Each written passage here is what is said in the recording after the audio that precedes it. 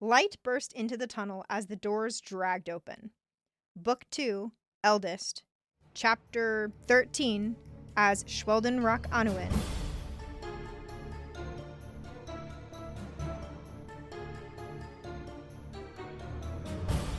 Welcome to Eragon and Back Again, a podcast where we explore Christopher Paloni's inheritance cycle chapter by chapter. I'm Lucy Hart. And I'm Darien Smartt. And these are very descriptive chapters. It's a lot, a very interesting thing. Oh, super, to be sure. yeah. Like, not like, oh, we didn't need these. Yeah. The world is Yes. vibrant and interesting Absolutely. and distinct. And this is fine. It's just, I feel like you and I are not disinterested in the descriptions and the physicality of the world, but by and large, those elements don't necessarily inspire a lot of deeper discussion. Yeah, because and I feel like if we were to talk about the description, a lot of it would just be reading the chapter. Yes. And that's like... we like to read chunks of the chapter to underline things. Yeah. But before we get into any of that, Lucy, do you have a spark of inspiration? Yes, I do. You do? Took me a second to remember what it was, and then I was like, oh, yes. Yay. I entered into a writing contest. Yeah. Like last week. Actually, it was more of like the beginning of the month, and I had 2 weeks to write it. And it was very fun. Lucy made a geode. I did. I made a geode. It was a spark of inspiration by, I ended up, so like kind of quick backstory, Claire's stepmom is involved in this like writing group, and she said, oh, I know this writing group is also part of like a YA writing group, and they've been looking for members. And I'm like, hey, I might be interested in that. Yeah. And so then they sent me a link to like the Discord, and so now I'm in that Discord, and somebody in that Discord put the writing contest in that, and so that's how I found it. And I was like, well, it's supposed to be all about fairies, and I like writing fantasy, so let's just dive right in and see how it goes. So, so I did that. I turned it in on Sunday. Oh, that's so exciting. Yes. And so the last email I got was like, oh, the first round of judging has begun, and I was like, cool, just stressing me out. Oh my god. But that's fine. I honestly don't know if I'll make it through the first round of judging, but ultimately I'm like, I don't necessarily care about winning, and I don't necessarily care about the prizes. It's the fact that I did it. Yes, and that's what I'm happy. huge. That's what I'm happy for. Well so done, Luce. yes, and I was able to like really dedicate myself. And I think that was like another one of the reasons why I had such a rough week was like last weekend and this week a little bit was because I would come home from work and then like kind of chill a little bit, and then I would write. Nice. And then I would exercise and then go to bed way later than I should have. So I didn't get a lot of sleep. It was bad. But overall, no, I was happy that I did that and pushed myself to do that. So I'm very pleased with that. So well done. Yes, thank you. How about you? Yes. Geode, spark of inspiration. I do. I have a spark of inspiration. Just watched literally yesterday. Watched a new animated film that just came out on Netflix. Yes. Called K-pop Demon Hunters. Yes. And the title sounds very goofy. That it is very descriptive. It's exactly what the movie is and is about, and perfect. And it's by the same studio. It's like the Sony Animation Studio, the team or the studio that did Spider-Verse. Yeah. And so if you've seen Spider-Verse and you know that very distinct animation style, this movie does not look like that. Yeah. But it does share the very obvious interest in playing with computer-generated animation and character in a very bold way that is reminiscent of the playful nature of 2D animation. Yeah. And it's... Y'all, it's a very fun movie. I super recommend, even if you're like, I'm not really into K-pop, that's fine. Yeah. It's super fun, and it's a kind of a musical because they do sing K-pop songs through it. Yeah. As a way of like engaging. So it's kind of it's an animated musical, actually, now that I'm thinking about it. That's cool. But it's very fun. The core premise is this K-pop girl group called Huntrix. And they are the #1 K-pop group in the world, and they're also demon hunters. And the fact that they are demon hunters is not like separate from the fact that they are a K-pop group. Yeah. Like this, it's not like, oh, and their secret identities, but also it's like, yes, it is a secret, but that's because literally no one else can see the demons. Yeah. Like, they don't have to worry about anyone discovering the truth because no one else literally can. Yeah, You can't see yikes. the demons. But the lore of the film is, demons, and it's like South Korean folklore. It's like demons once like ravaged the earth and stole human souls and brought it to their demon king. Yeah. And then these warriors came forth with the ability to kill them, but also with the fact that their singing resonated with people and gave them hope. And from that hope, they were able to create a magical barrier that literally would keep demons out or made it harder for them to get in. Yep. And so this fact that the singing and fighting demons are intrinsic to each other. So it's not just it's not a gimmick that they're also a K-pop group. It is essential because now they have the potential to completely create a barrier that will prevent demons from getting into the earth forever because they are an internationally famous K-pop group. And they have this kind of reach that no other, because it's like a generational thing and no other generation before them has had this kind of reach. So it's them, and they're so close to finally achieving this great goal. And now there's this rival boy group that's like stealing their fans and climbing the charts, and they are demons. Yep. And so this K-pop demon hunting girl group has to deal with this demon boy group. And it's fun, and the animation is great, and the character designs are distinct, and I loved it. I had a great time, and it just made me want to like get back into writing and creating things. It's like, this was so fun. Yep. This was so fun, and it was so interesting. It was like about stuff. Yeah. Which is always really cool. I liked it a lot. I highly recommend it. They aren't afraid to let these like pretty female lead characters be outrageous. Yeah. Like sometimes their character expressions are just so heinous, but in the best way. And it feels so good that they're like, no, we don't need them to be pretty at every second all the time. When they're having a big reaction, the characters are allowed to have a big reaction. Yeah, for sure. That's good. And it's just like gorgeous animation, really fun singing. Like, yes, they literally are singing while killing demons because that's intrinsic to the element of the world building and the lore. And so the big opening number is them fighting demons while singing as they're like parachuting down into the big like finale of their world tour concert. That's great. So I highly recommend it. It's only like an hour and a half long movie, so it's a great length for an animated flick, and it was a good time. I just can't recommend it enough. I think it's worthwhile. And again, if you're not in the K-pop, that's fine. This movie was still super fun, and the songs slapped. Just highly recommend. Absolutely. So shall we begin, Lucy? Yes, let's get into it. All right. As Sweldn rak Anhûin, Eragon and co. enter the open air, arriving at the dwarven city of Tarneg. Though the group is greeted relatively warmly at first, once it is learned that Hrothgar welcomed Eragon into his clan, the mood quickly sours. Another dwarven clan, as Sweldn rak Anhûin, declares a feud against Eragon, vowing to oppose him at every opportunity. Yep.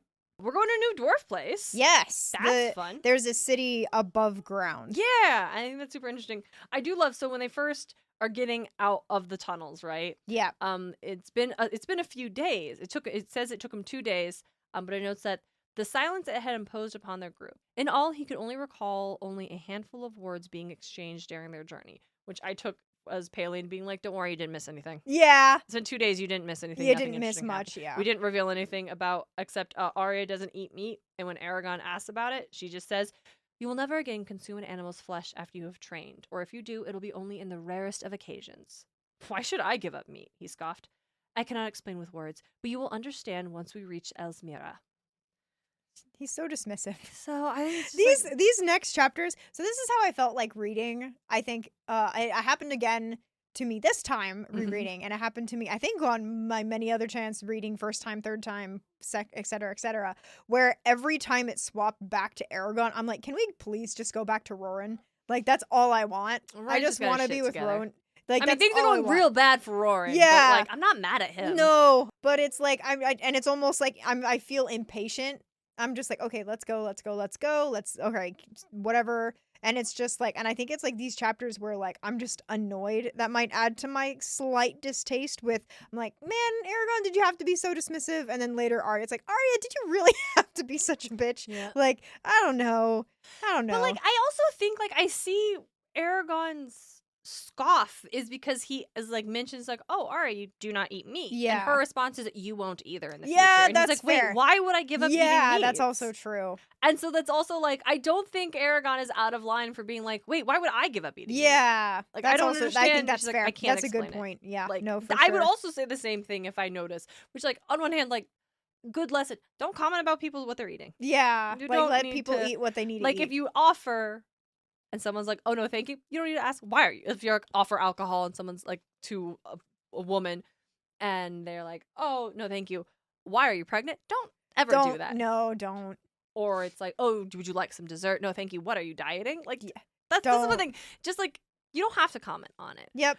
Or if you're concerned that there may be something you're unaware of that you want to accommodate, I think it's okay to be like, oh, I'm so sorry. Is there like a dietary restriction I can be aware of? Like, I can get you something else. Like that, I think is okay. Yeah. Because I think it comes from a genuine place of like, you're offering like, oh, would you like some wine? They're like, oh, no, thank you. Is it, oh, this person just doesn't like wine and I can get them something else? Or do they not drink alcohol? And you're like, oh, can I get you another beverage? Yeah. Or if it's like, oh, do you want this? Like, it's not saying, oh, never ask, but like, just to ask because to ask. Or like, Eragon and Arya aren't like friends. No, they're not. Like, I think if you saw Auric eating something, you'd be like, what are you eating? Or do you not eat meat? I guess it's like, I don't think it's bad in this context. Yeah. It is like, because we're not part of the conversation. But like, this is clearly just a hint of like elven custom and the training. And we're getting a little bit of like foreshadowing kind of into what to expect. But it is just like, I think it's supposed to come off as like, oh, Arya just knows so much more about the world and what's going to happen. And just this, and Eragon's just like so ignorant. But it's like, no, I feel like you probably could have, I really could have been, elves do not traditionally eat meat. Yeah. But instead of being like, you won't either. You won't either. You'll float too. What the fuck? Yeah. Yeah, for sure. So, I don't know. It's weird. No, I I didn't agree. like the interaction. Not to say it was a badly written interaction, No. but just like, it's these two chapters made me be like, am I supposed to like Arya? Yeah. I think I'm supposed to like Arya, but like, I don't know if I like Arya. Yeah, for sure. But then I like the description where they, before they get to the city, they come across, what do they call it? Terraces? Well, they see the city. Okay, hold on, let me find it. No, the crashing. Cresting a small mound, Eragon jolted with surprise as an animal crashed through the underbrush and into the path. It looks like a mountain goat, but it's like a lot larger, and it also has a saddle, and there's a dwarf riding it. Yeah, it's like these steeds they have are these like big fuck-off mountain goats. And after Auric and this dwarf have this conversation, Eragon was like, what was that? Right afterwards. And Auric's like, oh, a Feldunast, one of 5 animals unique to these mountains. A clan is named after each one. However, Durgrim's Feldunast is perhaps the bravest and most revered of the clans. And we basically learn that the dwarves depend on the Feldunast for milk, wool, and meat. Mm-hmm. Without their sustenance, we could not live in the Bjorns. Which sends I feel like that's a really interesting way of whoa, that we didn't this was such a crucial part in the dwarf livelihood that we didn't know about until now. And we learned the reason why they're brave enough is because they have to be on land. They have cliffs. Can't be underground. Yeah, they cannot be underground. And during the rain? I mean, it's still kind of a rain. I guess Galbator's initial takeover, his uprising. With his 5. It's 5, right? Yeah, man, I don't know. Can't remember. So sorry. I know. The Forsworn. The Forsworn, I feel like 7? Is it the Forsworn? No, it's definitely the Forsworn. Yeah, those are the riders that betrayed the other riders and sided with Galbator. My brain just... Murtagh. Morzan was the last of the Forsworn. Yeah, I just, I don't know. I kind of not played Skyrim, Oblivion a little bit, and I'm like, whoa, Forsworn, that's also in Skyrim. That I just now clocked. Oh no, the medieval fantasy settings! Oh, no. They're blending! They're blending. Anyway, but the Forsworn, they would come through the valley and just kill everyone they saw, any person they came across, dwarf, human, whatever. And so then they had to abandon the city because Eragon asked, why don't you hide it? And they're like, we can't fucking hide it. Are you kidding? We had to abandon it. And only after the fall of the Forsworn are they able to move back in. But during that whole time, the Durgrim's, let me go back to that name, the Durgrim's Feldunast had to stay on top and take care of. They had to do that despite all of that. So they have a lot of respect. All the dwarves have a lot of respect towards this particular group because of that. Yeah, they rely so heavily on this creature for various means. I also like when Eragon is surprised that they've got above ground cities. It's I thought dwarves always lived on the ground. And Auric's why should we? we may have an affinity for stone, but we like the open air as much as elves or humans.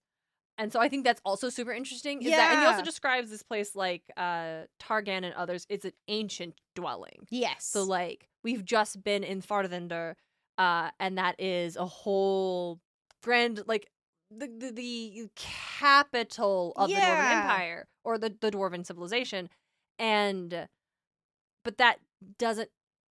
It's not meant to be. We are meant to understand that this, because like this is like, this is our capital. That's not necessarily the way all dwarves live or what every dwarven society is like. They had ancient cities above ground. It's like, we can, like, they have the understanding and like the essentially technology to build these massive underground dwellings and be able to thrive there. Yeah. But they're not. Like, they're not moles. Yeah, for sure. They like to build, they like to have multiple kinds of cities. Yep. And I do like that when Oric's talking about that, he does say we had to abandon our cities. So there's more than one that's topside. We don't know if those have been repopulated or not, or reclaimed. I guess would be a better way, apart from Tornag. Wait, no, that's not the city name. Tornag. It's really Tornak. I combined Tornag and Tornak. Tornak is the horse. Tarnag, who just disappeared. We just don't have a horse anymore. Where'd the horse go? Did it get killed? No, because Murtek wasn't on his horse. Yeah, when Eragon was on Saphira and not Snowfire. So and I think they were traveling the ones on foot because the horses weren't mentioned. Yep. So Tornag, who knows? Who knows? We just forgot about Tornag. I'm sure. I'm sure it'll get mentioned eventually, but at this point in time, it feels like we just forgot about Tornag. Yeah. But Tarnag. Yeah. But I also love, like, after they see this, like, incredible beast, Saphira is like... Oh, she's like, so dragon. Yeah, she's like, hey, no, those would be good hunting. Better than any I'd had in Despine or Hints. No, if I had time in Tarn. No, we can't afford to offend the dwarves. I would ask permission first.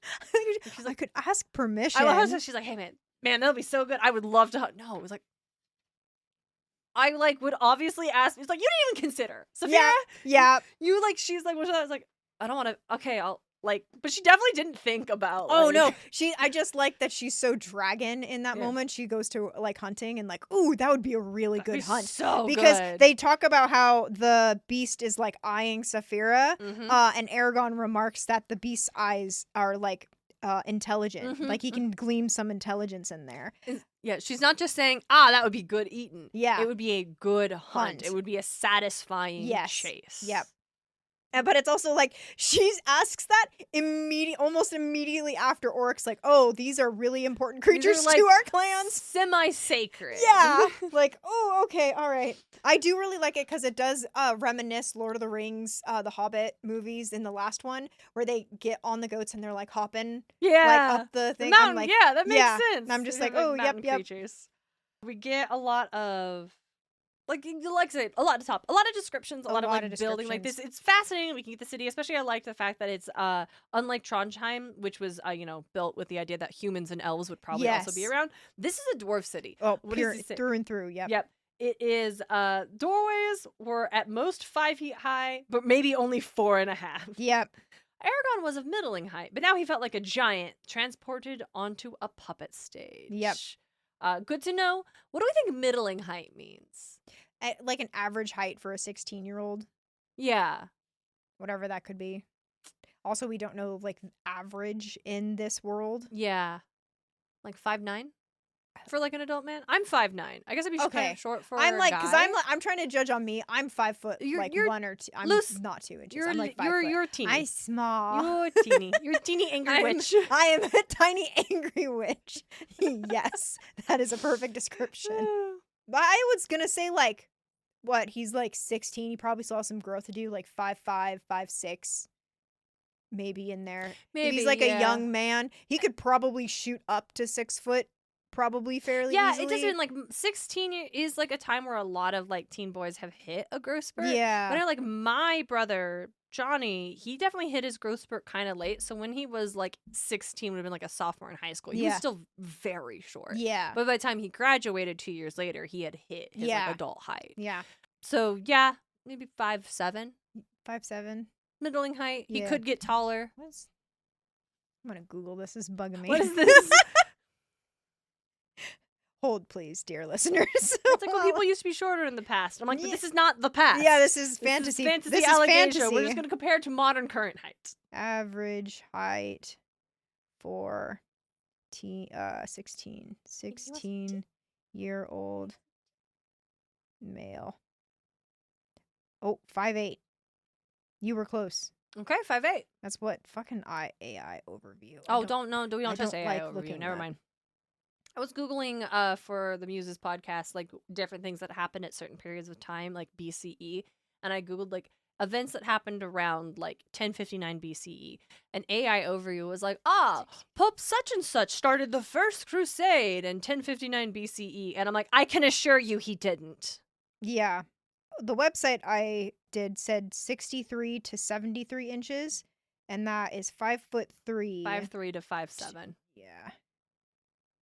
Oh God, 73 inches is 6 feet 1 inch. Okay, so that's a bet. I mean, yes, and that's probably taking in a lot of factors. Like, also, it's like Eragon is white. We know that. Yeah. So, like, what is the average height of, like, let's say American? Let's just do American. Like, what is the average height of like a white American 16-year-old male? I don't know. I think 5'7" or 5'8" feels right. Yeah, 5'8", give or take. And if he's in middling height, I think we can assume he's probably hit like a standard growth spurt of the age. Yeah. So he might get a little bit taller, but I just think it's fascinating that Eragon's not astoundingly tall. He's of aggressively average height. You wouldn't clock his height. Yeah, I did. You wouldn't think he was tall. You wouldn't think he was short. Don't worry about it. For some reason, that delighted me. Yes. Another thing I clocked was that Eragon kept staring at the dwarf women as he only caught brief glimpses of them in Trondheim. And I'm like, rude, Eragon. Rude. Don't stare. Don't stare. Why are you saying stare? But also, it's like, he was in Trondheim for a pretty good chunk of time. Yeah. I guess it was like during Battle in High Stakes, but I'm like, why didn't you see more of the women? Was it because all the women like immediately had evacuated? Yeah, and they hadn't all come back yet? Like, I did think that was kind of interesting, being like, oh. Yeah. They were broader than the men, and their faces were heavy set. Like, their eyes sparkled, and their hair was lustrous, and their hands were gentle on their diminutive children. They eschewed frippery, except for small, intricate brooches of iron and stone. Hey, I think frippery means, like, jewelry and little, like, trinkets and stuff. Yeah. But cards on the table, Paloni just busted a lot of words. And I'm like, I don't, again, we've talked about it before, but it kind of goes the thing with, would Eragon farm boy know these words? No. Would Brom know these words? Yes. Just more evidence of the fact that Brom is telling us the one that's telling us their story. Yes, for sure. It's from Oxford Languages, showy or unnecessary ornament in architecture, dress, or language. Yep. A tawdry or frivolous thing. Yep. Okay. Which I think it's a fine. I'm not saying like, I'm not clocking it to be like, oh, what a weird description for women. I'm more clocking it as more like, what a crazy word. But also I think it does like communicate a lot about dwarven culture. Yeah. Is that the women who are in this city, what we've determined is a pretty important city because of the beasts are very important. And also they have, we haven't really talked about it, but there's the grand temple, one of the most important temples of the dwarven cultures in this area. So we can assume it's probably rather well off. Yes. And at this point in time, very secure. Yeah, they do describe, because I think we should talk more about that in the when we talk about the next chapter. Yeah, absolutely. It's Selbadil. They do describe it as like the dome being, they talk about having it inlaid in gold, don't they? A giant dome of gold and white. So. Mm-hmm. And so we get like, this is pretty well off. And so the indication that the dwarven women aren't wearing a lot of like jewelry or trinkets or things like that, but they do have like certain thing like but they're also intricate. Like it's not like simple or crude. Yep. So there is a sense of like finery and craftsmanship. Yes, for sure. But for iron and stone rather than like gold or silver or a bunch of like. But I'm sure dwarves like jewels. Oh, for sure. We know, but like because we described, I think Angela once said that they think jewels can replace flowers. Yeah, right? yeah. But I think that's just an interesting element of like communicating about the world. Yeah, absolutely. Really like, but do they have beards? Yeah, the dwarven women also have beards. Tell me they have beards. Yeah, come for on. Sure. I do like the description that they were broader than the men.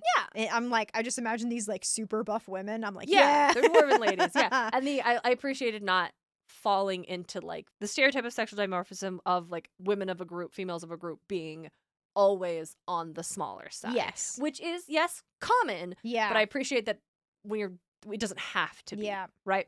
Especially when you're dealing with fantasy things. Anyway, I'm like, it also just occurred to me I wonder if Christopher Paloni read Discworld. If that was one of his many, many things. And as of yet, I'm going to say probably not. Yeah. And I don't have, it's just because when we read through this, we sometimes can clock so obviously, like, oh, here's clear inspiration, here's clear inspiration, here's a clear influence. But I have not, having just read all 41 Discworld books. Yeah. I have, and in our reread, have not clocked anything that feels, but I also think it'd be, because Discworld is such a different kind of fantasy narrative. Also, not as widely published in North America. So there's a reason it didn't get quite as popular here as Lord of the Rings or other things. Yep. So, but the reason I mention it here is because in Terry Pratchett's Discworld, all dwarves have beards. Yeah. All dwarves have beards. Women and men, they all have beards. Yep. And even in I can't get into it. Okay, so there's a cool thing that Terry Pratchett does where his experiment with like doing like a metaphor for like third, fourth wave feminism, wherein dwarves all use he, him pronouns. Yeah. Like they all just present as male. Yeah. And then a dwarven couple will get together, get married, and then find out whether or not they can have a child. Yeah. And that's like, but it's considered so private. You never ever share that. But at the same time, it's fine to use he, him, masculine things, but it's considered very like scandalous and inappropriate to portray yourself as a woman. It's supposed to be super private. And so you have a character who is a dwarven woman who moves to the city of Ankh-Morpork, and she's like, I want to present myself as a woman. Like I want to, where she like befriends this werewolf gal and is like, I want to have armor that shows off my body in like a way that presents myself as like, I am distinct, right? I want to wear skirts and I want to wear nail polish and I want to like, but of course she would never not carry her battle axe because she is a dwarf, and she would never shave her beard because she is a dwarf. But maybe she will braid it with flowers and jewels now. There you go. So that's why I was like, and the lady dwarves also have beards? Nope. Okay. Yeah. Just because I love that. I love No, for sure. Like, everyone should have a beard. I agree. I played in Baldur's Gate, one of my run-throughs, I made a dwarf woman with a beautiful beard. She had a gorgeous beard. Beautiful and I was like, because absolutely yes. Like, absolutely yes. It's important. Anyway, so that's my side tangent for I like the that. episode on, hey, you should all read Discworld. I'm not saying you have to read all 41 books. You should go on the Discworld Emporium and go ahead and take the quiz. That was suggested when you should start with. And then when you do, you will never really read all 41 books. But I'm just saying, it beats ass. Moving forth, though. Like I said, like they did not cheer, but like the dwarves like bowed and murmured slave slayer. Yeah, and they do get like, even before they reach the crowds, they do get a good reception. Yeah. Because they go up there's like a bunch of Feldunos that come out with a bunch of riders with like pennants that snap like whips in the air, and the lead dwarf says, Thou art welcome to the city of Tarnag. By Otho of Unduin and Ganel, I, Thorv, son of Borok, offer in peace the shelter of our halls, which is very important later.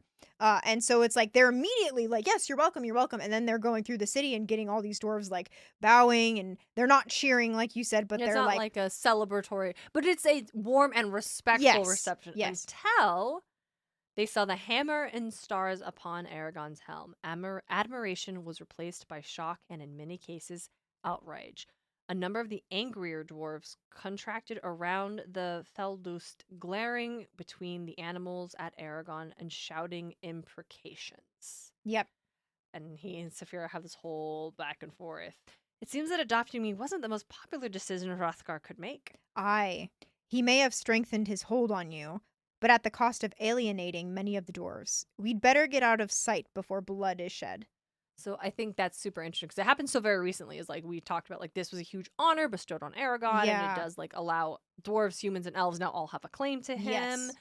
But I don't think we really fully reflected on like, oh, other clans might be kind of pissed about this. Yes, for sure. Because they are pissed, and it was like, but where is the anger coming from? Is it just the act of offering clanship to a human, to a rider, or the fact that Eragon was accepted or was offered clanship to one of the clans and not other clans, and now it's like, is the dragon rider more going to protect this clan over all of everybody else? It's complicated. But one dwarf rolls up, or I guess a group of them roll up. Yeah, because they're gonna stay like I think they're going to stay in Selbadil, but Mhm. as they get up to the last gate, a group of armed dwarves streamed out from between the houses and formed a thick line, blocking the street. Long purple veils covered their faces and draped over their shoulders like male coughs. And they just start. We get like a whole paragraph of this dwarf, one of these dwarves in the veil, speaking in Dwarvish. Yep. And it's described as he continued to rant. So he is ranting. He is raving angry. And I highlight this because I'm just like, I wonder, actually, in the last book we realized there was a whole translation. Oh, yeah. Is there a pronunciation guide in the back of this? Pronunciation, ancient language. Ooh, here, hold on. Ergo language. Oh, dwarven language. Let me see what this is. Yep, I found it. Okay, cool.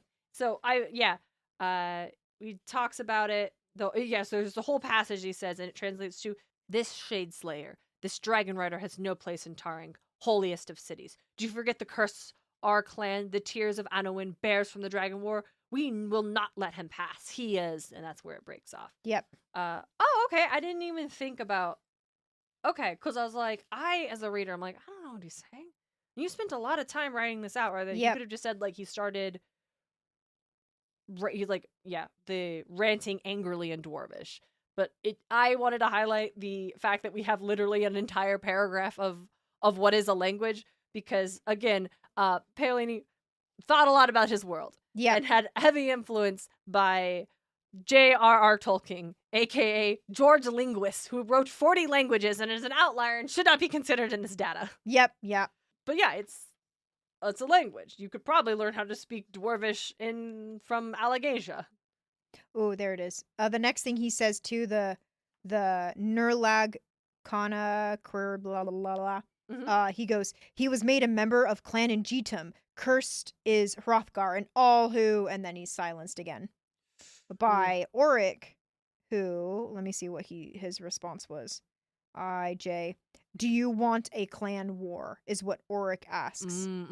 That's when this other dwarf, to the surprise of Eragon and us, or confusion, I guess, because we don't know what is happening. He takes an iron ring from his pocket, plucks 3 hairs from his beard, twined them around the ring, and threw it onto the street with an impervious clink, spitting after it. And then they all just left. And it feels very much like he just pulled off his glove and gauntlet and threw it down at Eragon.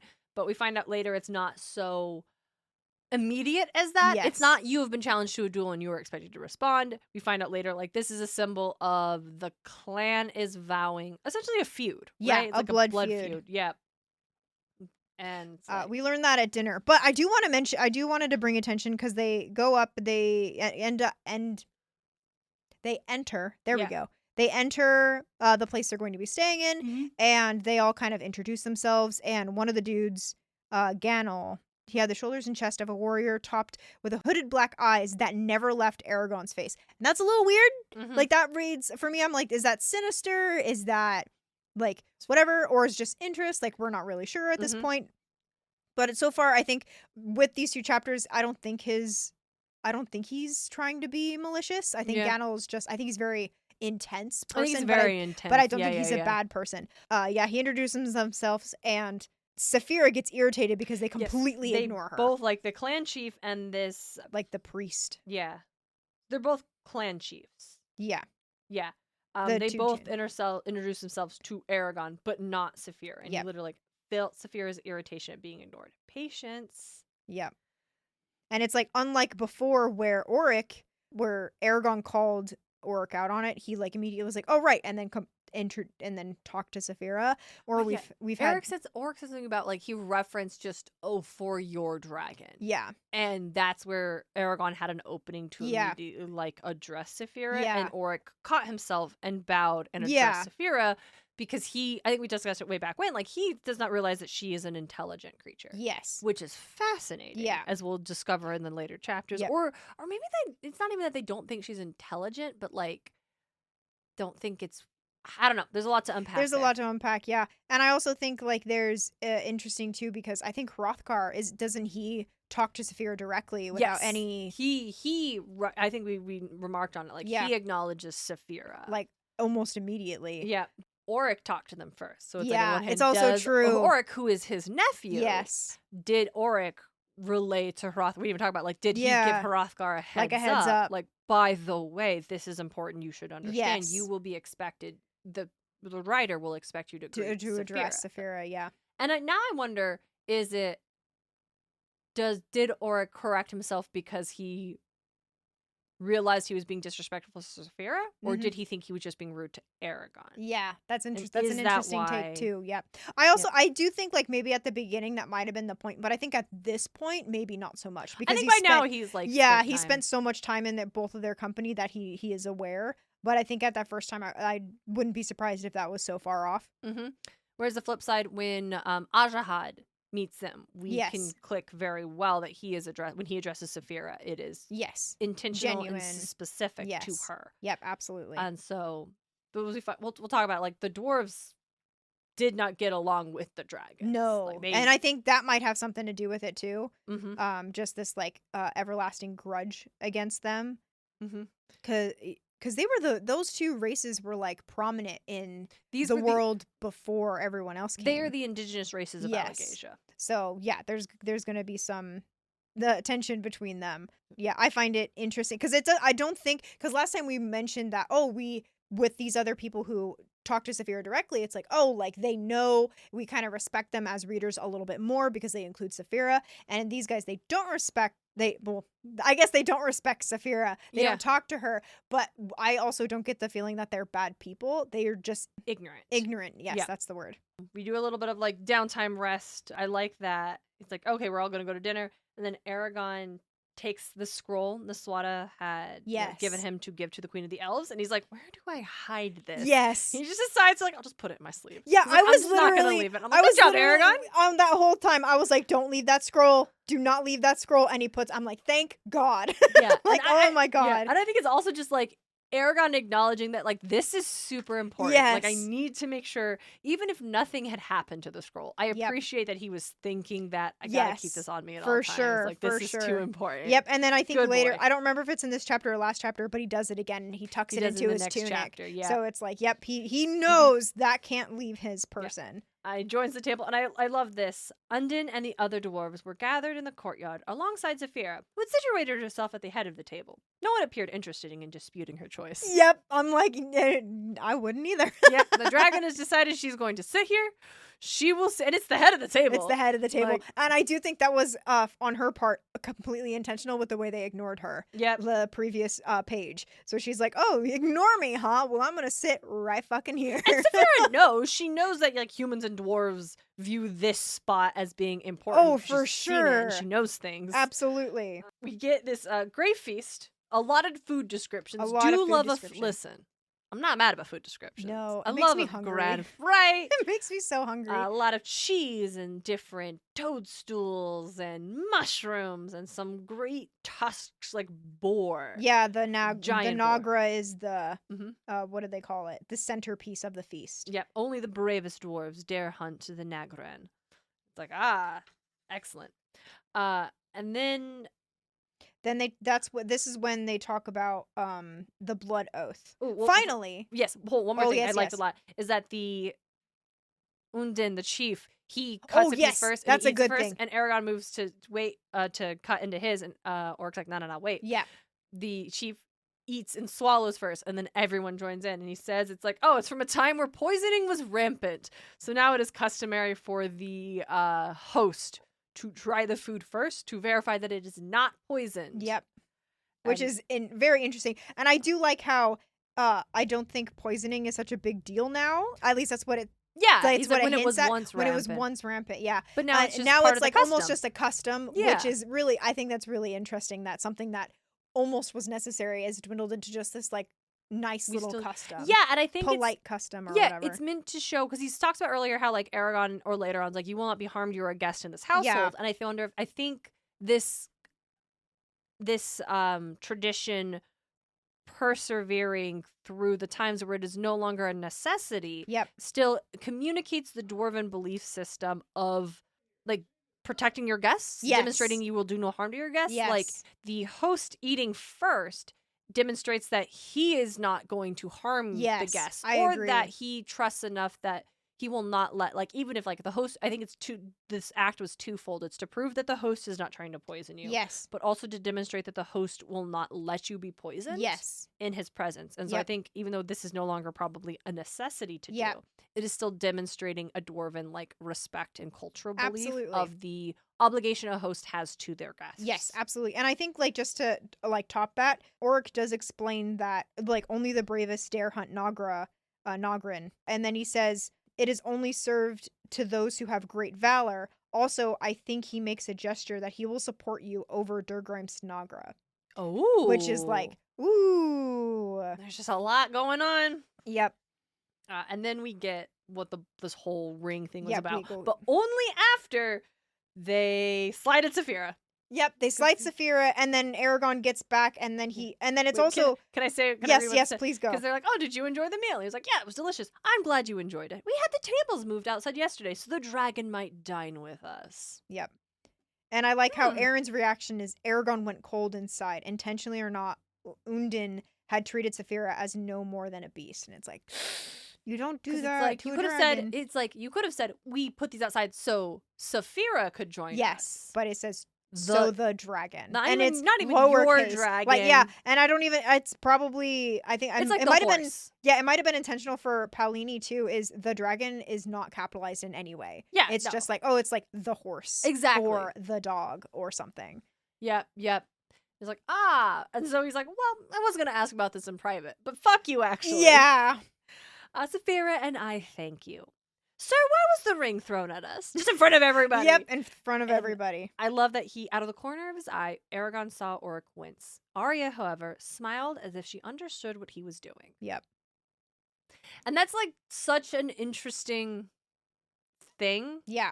Because it's like for Arya to communicate that this is probably very likely. Like, we're not in Arya's head. This is just what Eragon is assuming. But I think we're meant to draw the same conclusion that this is an accurate conclusion, that Arya recognizes why Eragon is asking about this and approves of this as like a response for the disrespect that was shown Saphira not once but twice. Yeah. And it's like that ability for them to like these two characters like be on the same page, and like this connection they have is like meant to lean more into this like Eragon and Arya's relationship that just is so... If I was on board with it, I would be delighted by this. Yes. That's all I will say. We move on. So Lucy, what's the deal with the ring? The deal with the ring is it's basically a blood feud.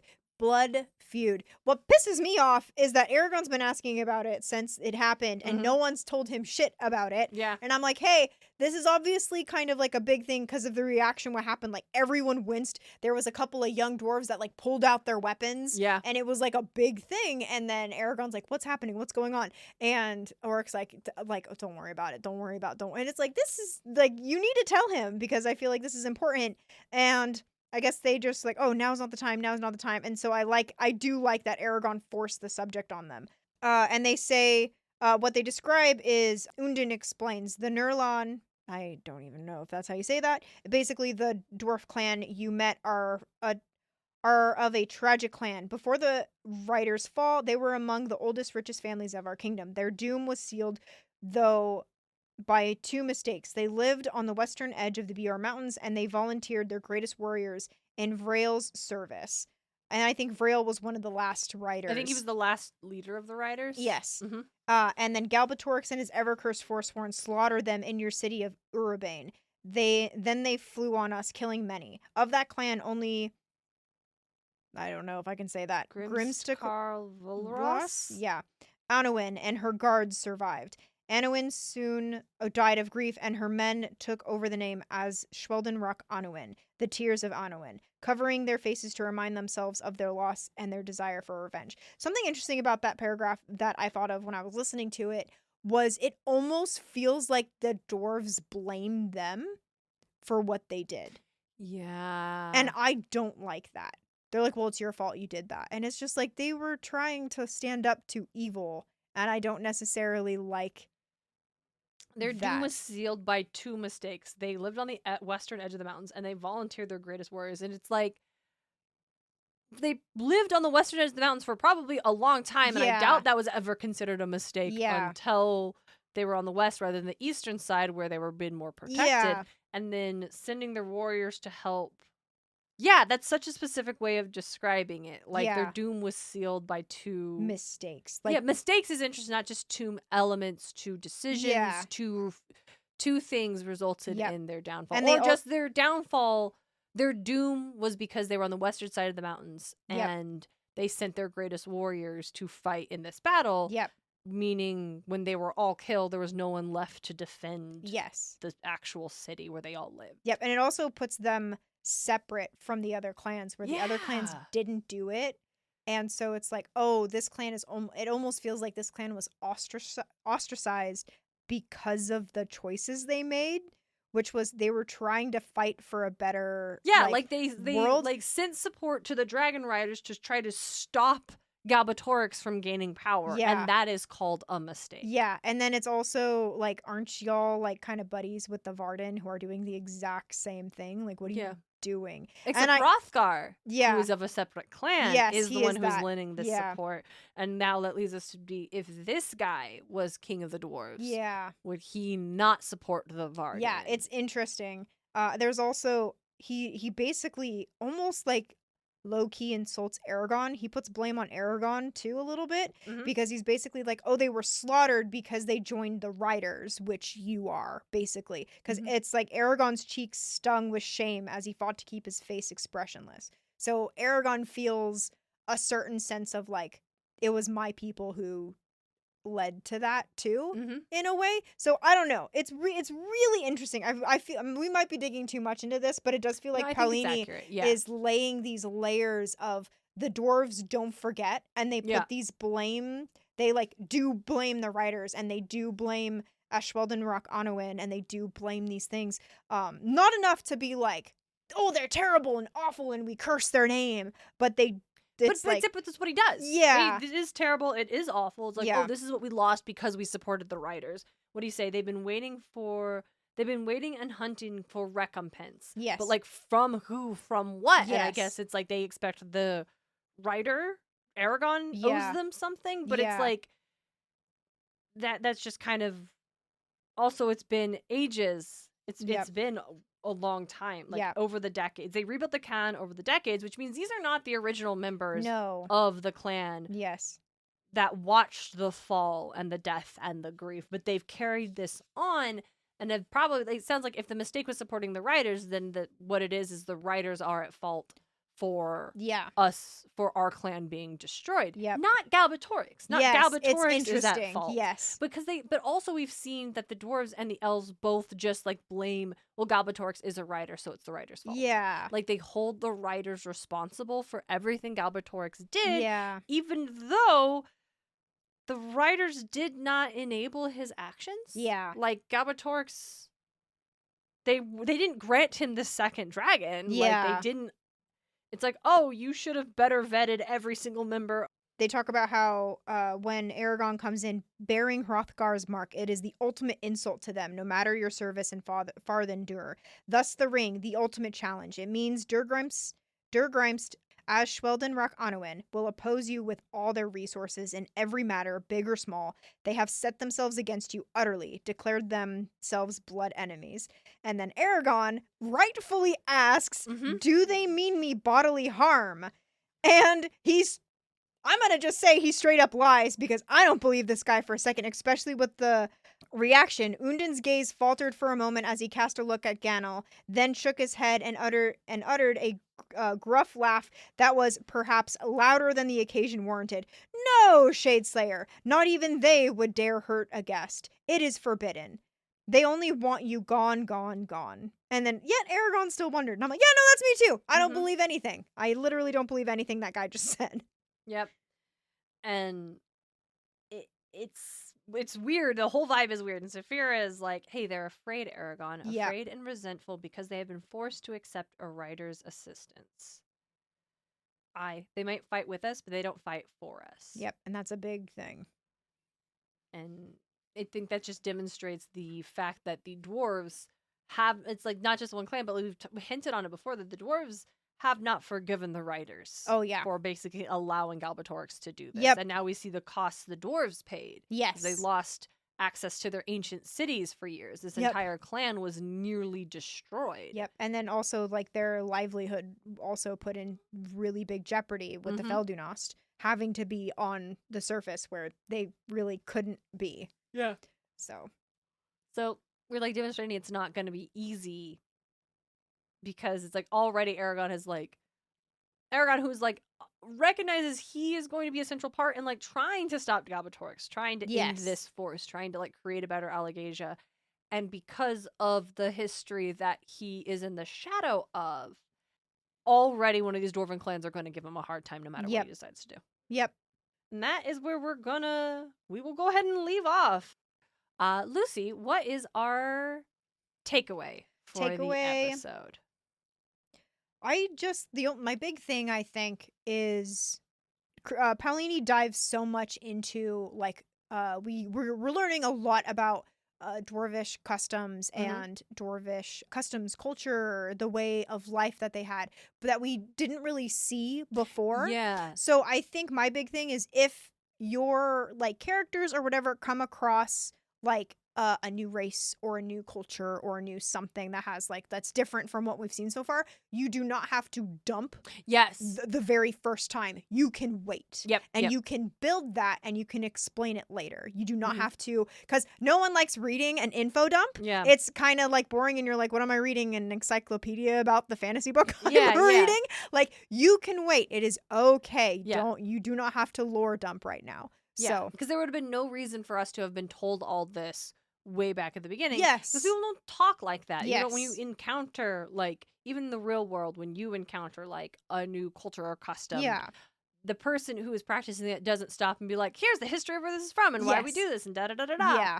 It's like the Auric telling him why the host is eating first makes sense because that's what's happening in the moment. And it's explaining why Eragon couldn't eat until this had happened. But, like, the history and the blood feuds and things like that. Like, yeah, you're right. Like, this is like Paloni has crafted an expansive world that he knows he's going to have many books and explore it. And so I think we should definitely praise him for being very, very good at knowing when it is the right time to let the world expand in a way that feels natural. Like, it explains itself without sounding explanatory. Yeah. In a way. Like, it's growing bigger as we get through it more and not, like, in a way that feels natural. Yes. And not, like, in a way that I want to show off all this, like, thought and history I've put into it. Absolutely. Like, in the first book, we don't have this much of the dwarves talking to each other not in at Dwarvish. all. Like, I think where it's mentioned, he said something in Dwarvish, but, like, a whole paragraph like that.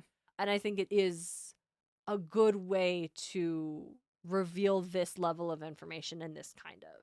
Yep, and I mean, it's the same thing with, like Arya, too. Like, I feel like we do get our Eragon kind of peppering her with questions, like, at the beginning, like, oh, like, asking her about, like, why she eats the things that she eats. Yeah. And she's like, oh, just, you're never gonna eat meat again. But it's like, we're not getting a whole explanation of Arya being like, oh, well, you see, an elven culture and true, and that's blah, true. blah, It's blah. Like, I mean, I wouldn't have wanted her, even though I'm like, well, that's a crazy response to have. Arya. I wouldn't have wanted her to give us this just weird crash course. Yeah, for sure. Especially when it's going to be something that we, the reader, will experience with Eragon later on. Yeah, because it is relevant. Yeah, absolutely. And I think, like, we are getting hints of, like, oh, this is going to be kind of explained later.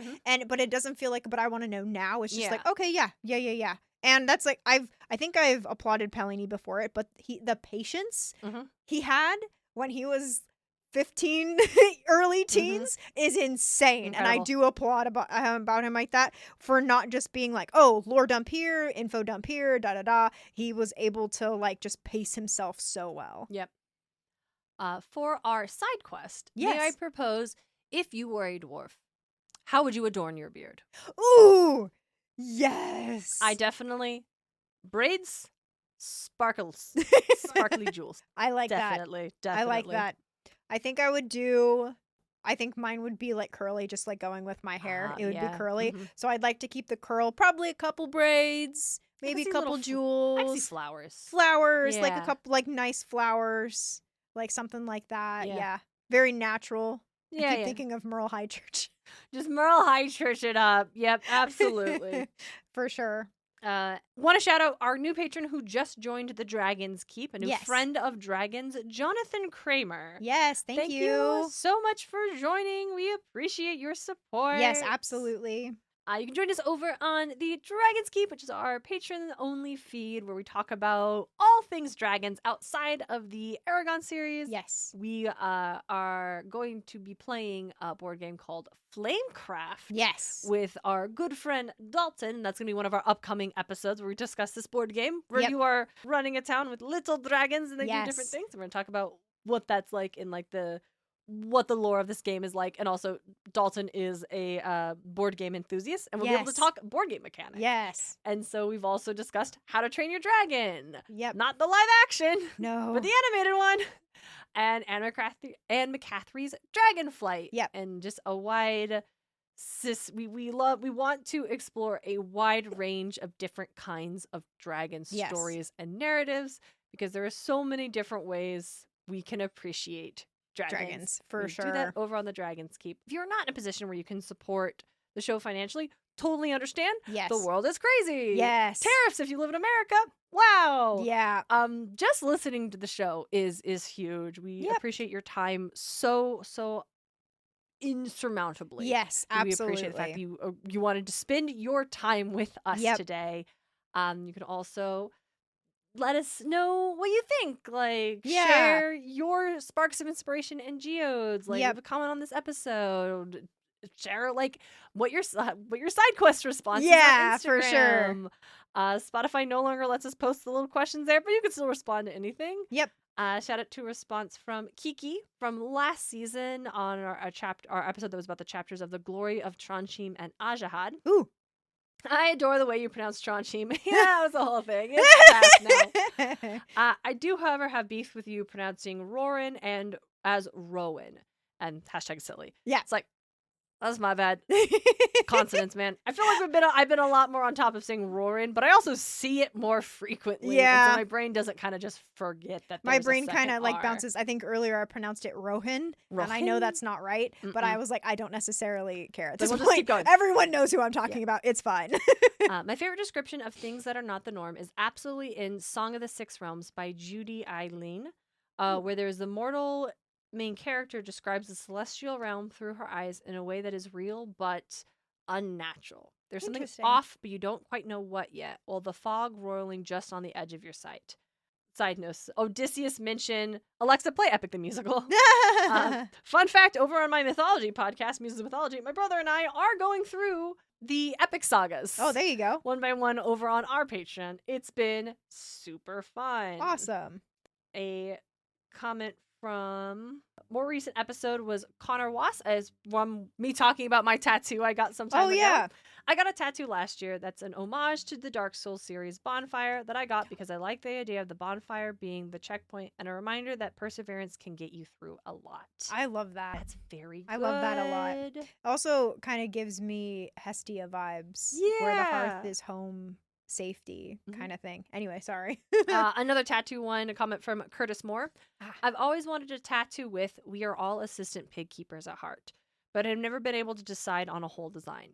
Text ones are hard. Yeah. Like, I still haven't gotten or even really committed to my you're going to be amazing. Yeah. Because I'm like, the soot sprite was easy. It's a soot sprite. Yeah, right? for sure. But like a text, like I don't want it. It's text, but how yours is so perfect. Yeah. Oh, thank you. Choose joy. Yeah.